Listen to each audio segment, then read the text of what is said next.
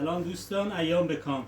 خیلی عزیزان تو پیج از ما سوال کردن که سرویس خواب ساده میخوان.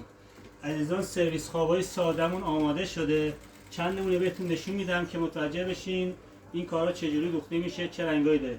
دوستان این کار روی کار هتلی، پشت کار براش ساده، سرمه‌ای با توسی ست شده، بعدی سرمه‌ای با سرمه‌ای، روی کار هتلی، پشت کار براش ساده. کار مشکی کلا مشکیه، روی کار هتلی، پشت کار ساده.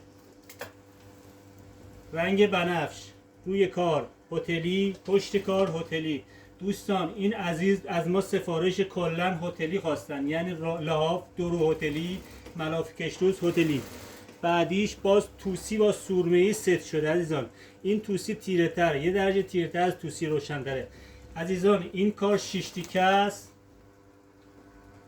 شامل یه ملافه کشروز که ملافه کشروز با یه روی لحاف ست میشه. عزیزان هر جور دوست داشته باشن میتونیم ما ست کنیم.